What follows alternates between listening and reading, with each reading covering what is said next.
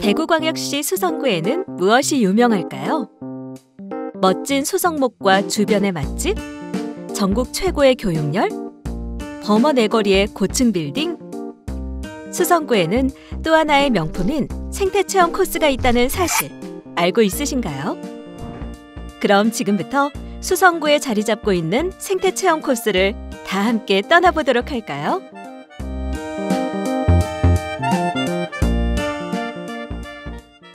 먼저 수성구의 명물, 전국 최대 두꺼비 산란지인 망월지를 중심으로 이루어지는 망월지 두꺼비 이야기부터 알아볼까요?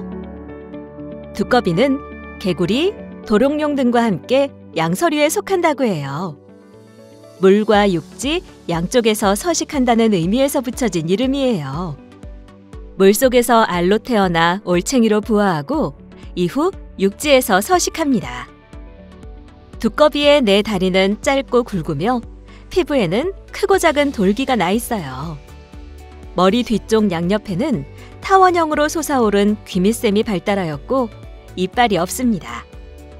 번식기를 제외하고는 육지에서 살며 주로 밤에 사냥을 하는 야행성이어서 산란기 외에는 낮에 거의 눈에 띄지 않아요. 처음 두꺼비를 보았을 때 약간 징그러운 느낌이 들지 모르지만 좀 더 자세히 살펴보면 왠지 친근하고 귀엽기까지만 한 생각도 듭니다. 그래서인지 예전부터 우리나라에서는 두꺼비가 부와 행운을 가져다주는 영물로 취급받기도 했습니다. 이러한 두꺼비가 우리 가까이에서 전국 최대 규모의 산란지를 이루고 살고 있다고 하니 신기하지 않으십니까? 입춘과 정월 대보름이 며칠 지난 2월 초. 아직 차가운 바람이 피부에 와닿긴 하지만 아침부터 봄을 재촉하는 비가 조금씩 내리기 시작하였고 매년 이맘때쯤 비 오는 날이면 망월지 인근 옥수산 일대 서식하는 두꺼비들이 산란을 위한 대이동을 시작합니다. 아무래도 오늘이 그날일 것 같은 예감이 강하게 듭니다. 수성구청에서는 지역 주민들과 함께 두꺼비 이동을 준비하여 이동 예상 경로를 따라 수백 미터의 펜스를 미리 설치해 두었습니다.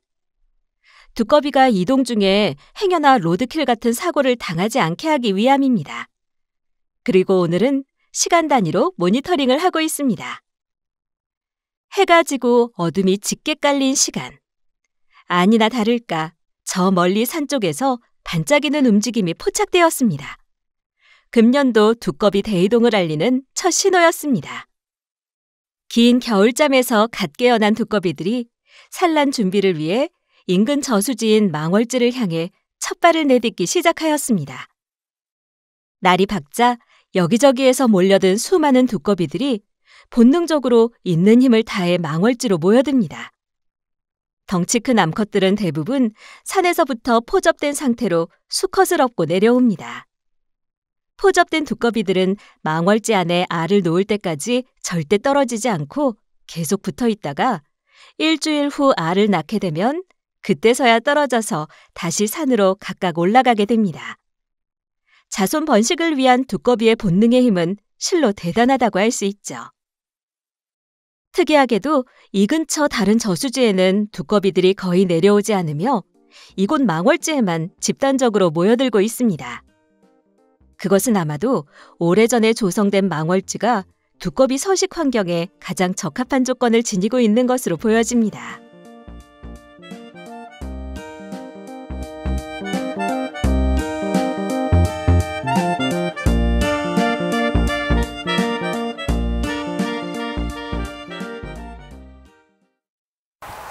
망월지는요, 우리나라 도심에 위치한 두꺼비 산란지로서 최대 규모를 자랑하고 있습니다. 그래서 두꺼비는 한 2월 중순 정도 되면은 산란을 위해서 저기 앞에 산에서 여기 망월지로 내려옵니다.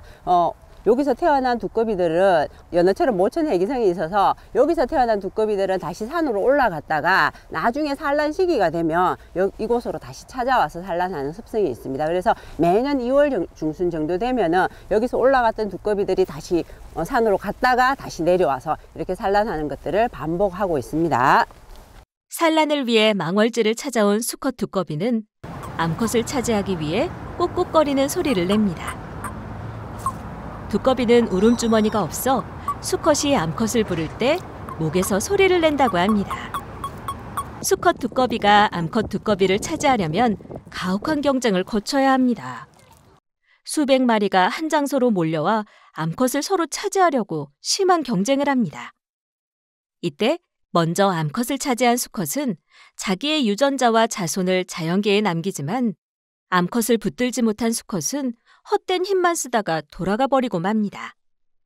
그러다 보니 수컷은 본능적으로 암컷을 잡아야 하므로 닥치는 대로 붙잡고 어떤 경우에는 암컷 두꺼비 한 마리에 5마리 이상의 수컷이 포접을 하는 경우도 있습니다.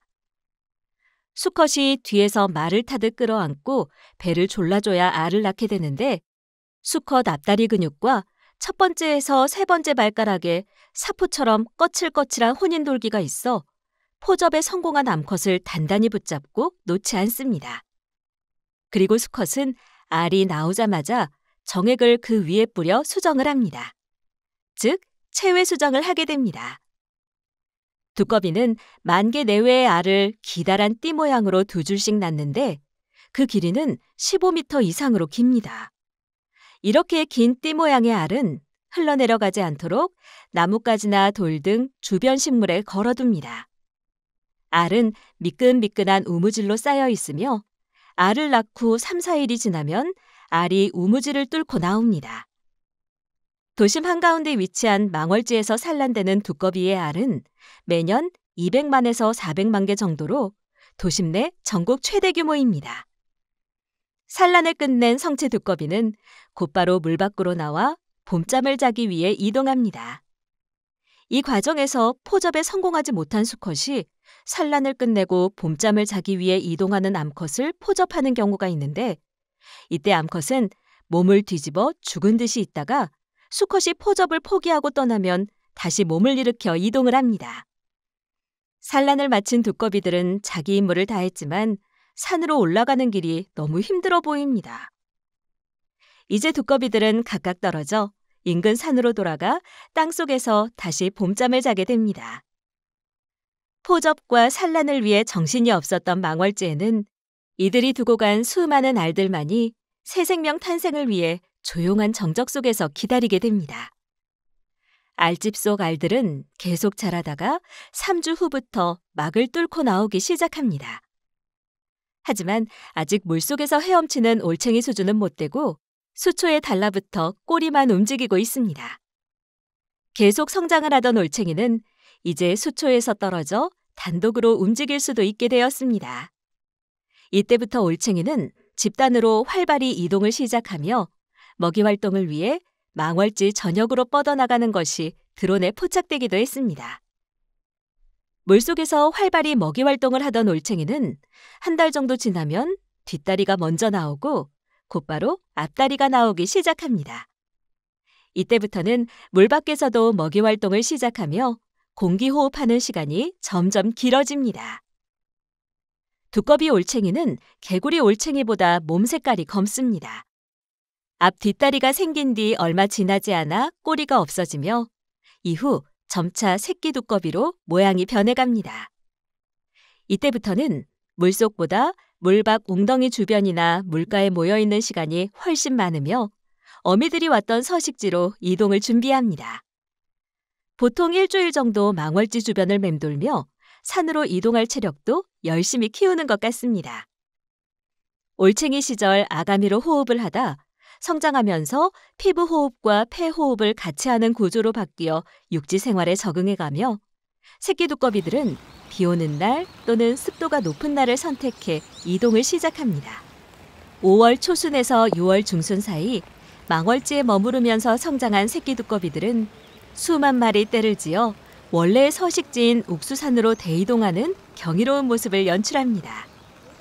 금년에는 5월 초부터 이동을 시작하여 한 달가량 계속해서 이동을 하였습니다. 망월지에서 태어난 새끼 두꺼비들은 어미가 내려온 그 길로 다시 올라가서 땅속 구멍 속에 숨어 지내면서 먹이 활동을 하며 성장을 하게 됩니다.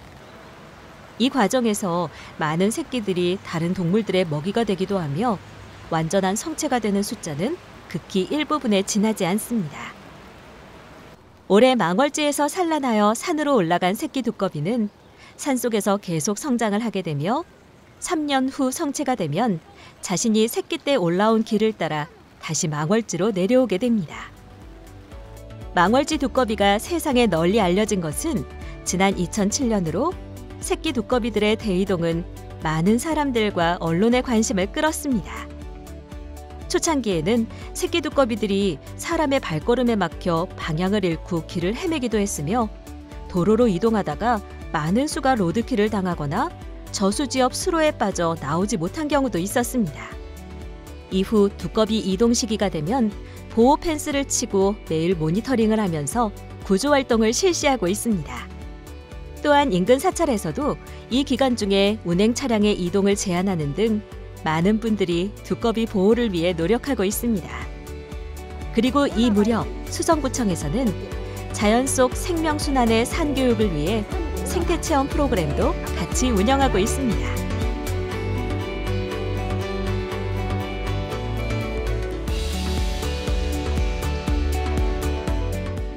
기온의 상승, 극심한 가뭄과 길어지는 건기 등의 기후변화와 난개발로 인한 서식지의 훼손, 환경오염 등은 피부로 호흡을 하는 양서류에게 치명적인 영향을 미칩니다. 물과 공기 모두에서 오염물질을 흡수하여 반응하는 환경 지표종의 특성으로 인해 많은 이들이 개구리나 두꺼비를 지구환경 변화의 카나리아라고 부릅니다. 예전 유독가스 측정기가 없던 시절에 탄광에 들어가는 광부는 카나리아를 가지고 갱 속으로 들어갔으며 일산화탄소에 예민한 카나리아가 죽으면 광부들은 서둘러 탄광을 빠져나갔습니다. 양서류는 오염되지 않은 물에서 산란을 하고 그 주변에서 생활하기 때문에 개구리나 두꺼비가 없다는 것은 우리 주변이 습기가 없이 건조하고 오염되지 않은 물이 없다는 것을 의미합니다. 또 개구리나 두꺼비는 먹이사슬에서 중간을 위치하므로 이들이 감소한다는 것은 먹이사슬의 붕괴를 의미하며 이는 결국 생태계의 붕괴와 직결됩니다. 우리가 살고 있는 지역에 전국 최대 규모의 두꺼비 산란지가 존재한다는 것은 그만큼 환경적으로 잘 보존되어 있고 살기 좋은 것이라는 것을 반증합니다. 따라서 우리 모두는 망월지 두꺼비를 지키기 위해 지속적으로 노력을 기울여야 하겠습니다.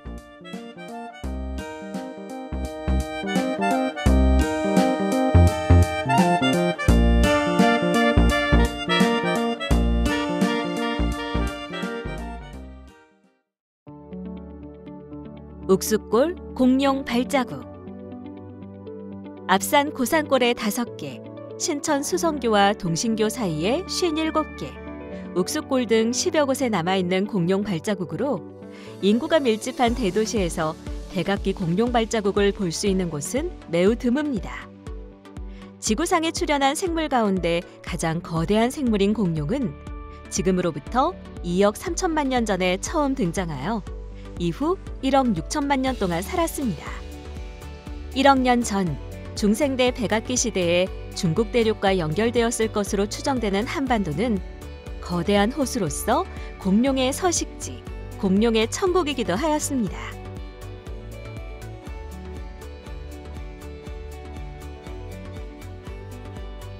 욱수천 공룡 발자국은 2001년도 박두강 지리과학 선생님이 발견했는데 중생대 백악기 시절에 용광류 공룡의 발자국으로 추정이 되고 지금 욱수천 바닥에 퇴적암에 여기 남아 있어요, 발자국이. 그래서 지금 현재 욱수천 공룡 발자국은 중생대 백악기 것으로 추정이 되면서 15개의 발자국이 지금 현재 여기 보존이 되고 있습니다.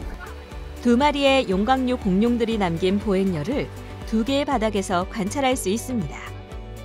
보행열에서는 앞발과 뒷발이 모두 남겨져 있으며 왼발과 오른발 사이의 간격이 비교적 좁은 점이 특징입니다. 중간 크기 정도의 용광류 공룡에 해당하며 뒷발의 길이는 약 25cm, 폭은 19cm 정도입니다. 공룡들이 살았을 당시에는 호수의 가장자리였기 때문에 발자국이 화석으로 남게 되었습니다.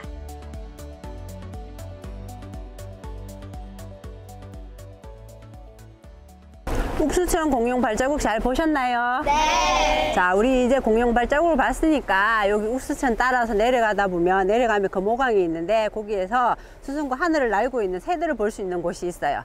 그래서 지금부터 수성구 하늘을 날고 있는 새들을 보러 출발하도록 하겠습니다.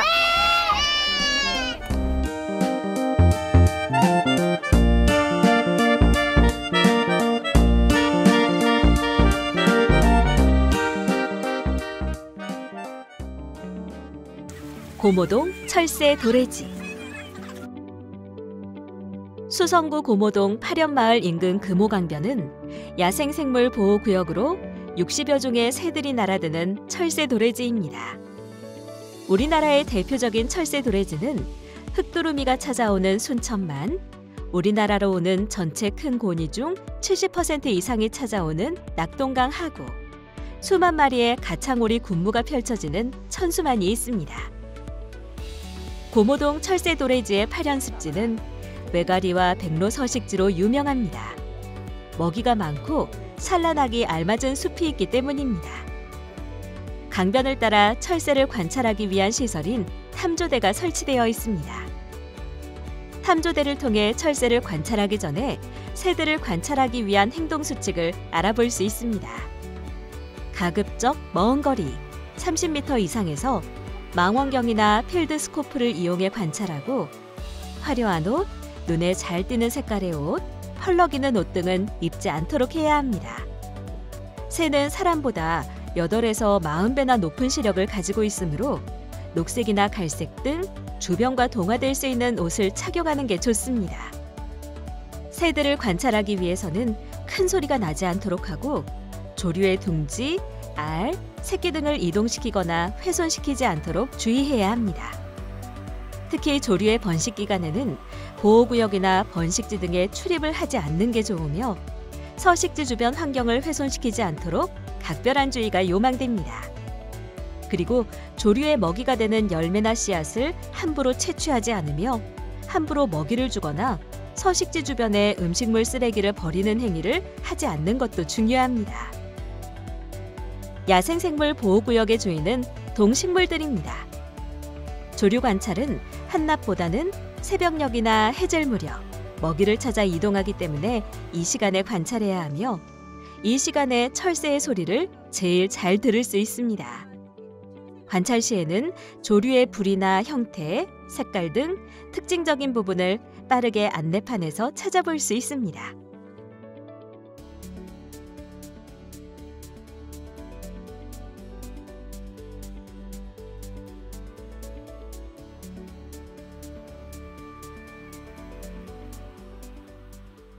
고모동 철새 도래지를 찾아오는 60여 종의 새들은 탐조대 벽면에 보면은 이렇게 붉은색으로 되어 있는 거는 겨울 철새고 저기 파란색으로 되어 있는 거는 여름 철새를 뜻하고요. 저기 녹색으로 되어 있는 거는 텃새로 구분을 해놨습니다. 그래서 여기에 보시면은 철새 찾아오는 새들에 대해서 사진하고 설명이 되어 있어서 우리가 관찰한 철새들을 쉽게 여기서 찾아볼 수 있습니다.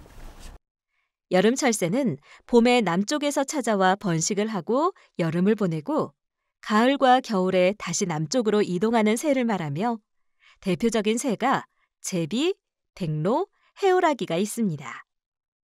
겨울 철새는 봄과 여름에 북쪽에서 살다가 가을이면 우리나라에 와서 겨울을 나고 이른 봄이면 다시 북쪽으로 날아가는 새를 말하며 독수리, 흑두루미, 황새, 큰고니 등이 있습니다. 겨울 철새가 이동하는 이유는 겨울이 되면 땅이 얼고 먹이가 적어지기 때문에 따뜻하고 먹이가 많은 남쪽으로 이동하게 됩니다. 텃새는 계절에 따라 이동하지 않고 한 곳에 1년 내내 머무르는 새를 말합니다. 참새, 까치, 박새 등이 여기에 해당됩니다. 고모동 철새 도래지를 찾아오는 대표적인 여름 철새는 쇠백로, 중대백로, 외가리 등이 있습니다. 조류 이름 앞에 쇠가 붙은 것은 작다는 뜻입니다. 겨울 철새는 천연기념물 201-2호로 지정된 큰고니와 청머리오리, 홍머리오리, 안락오리 등이 있으며 텃새는 천연기념물 323-8호로 지정된 황조롱이, 검은등 할미새, 논병아리 등이 있습니다. 기후변화로 인해 여름 철새인 백로와 외가리, 겨울 철새인 흰뺨 검둥오리, 청둥오리 일부 개체는 사계절 출현이 되어 텃세화되어 가고 있습니다.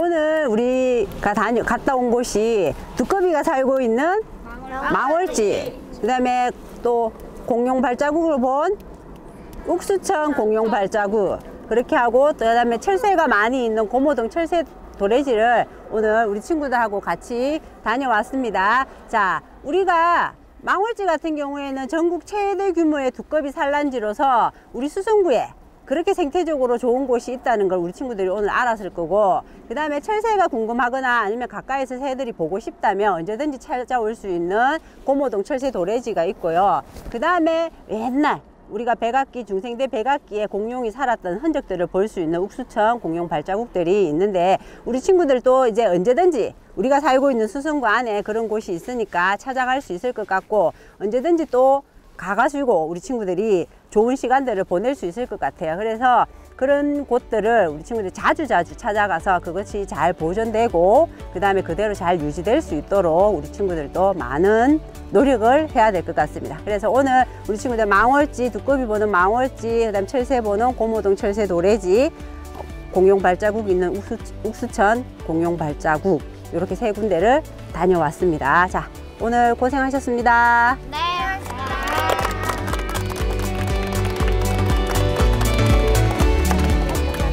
지금까지 수성구의 생태체험 코스를 탐방해 보았습니다. 수성구 도심에는 대구시를 대표하는 많은 관광 명소가 있지만 복잡한 도심지에서 한 걸음만 옮기면 자연의 아름다움 속에서 이처럼 다양한 생태 체험을 하실 수가 있답니다. 자연과 함께 어우러져 생명의 소중함을 느끼고 같이 호흡할 수 있는 생태 공간. 수성구 생태 체험 투어를 통해 우리 가까이에 있는 이 소중한 자연 환경을 아끼고 보존하기 위해서 모두가 노력해야겠습니다.